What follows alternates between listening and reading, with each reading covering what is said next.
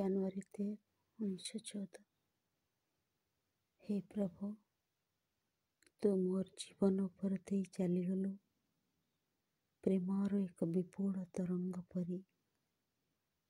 मु जेतेबेले ता भितरे कुआडे विलीन होईगली सेतेबेले जानिपारिली अखंड और निबिड़ भावरे जे मु तो पाखरे निजको समर्पण करि देइछि।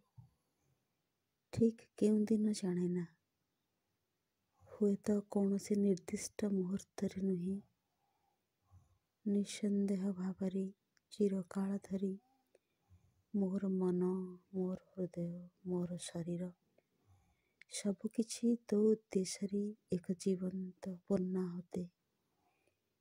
ये जो विपुल प्रेम मते घेरी रही, आत्म उत्सर्गर ये जो चेतना ता भितरे भरी रही एक विपुल स्निग्ध प्रशांति, विश्व ठारू भी आहुरी विपुल ता भितरे भरी रही एक अपूर्व माधुर्य, जहा एपरी तीव्र और अनंत करुणारे एपरी परिपूर्ण जे मोर चक्षुरु धीरे धीरे झरी आसिला एक अश्रुधार।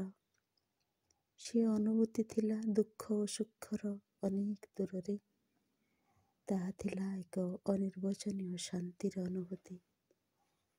हे महाप्रेम, आम जीवनर मर्म, सकल विस्मयर विस्मय तते शेषरे पुणी फेरी पाइछि एवं पुणी थरे तोरी भितरे मो जीवन बिताउछि, किंतु पूर्वापेक्षा केते अधिक शक्ति सह, केते अधिक चेतना सह वर्तमान मु तते केते अधिक जाने, केते अधिक बुझे।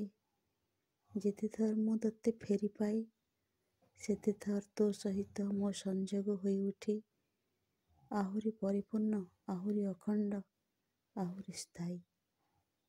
अनिर्वचनीय सौंदर्यर ही जाग्रत सानिध्य, तू परम परित्राणर चेतना, मुक्तिदाता, महाशक्ति तू मोर समग्र सत्ता उत्फुल्ल होई उठुछि और जीवंत भावे तते अनुभव करुछि। ता भितरे ता जीवनर, विश्व जीवनर एकमात्र मूल तत्व हेलु तू।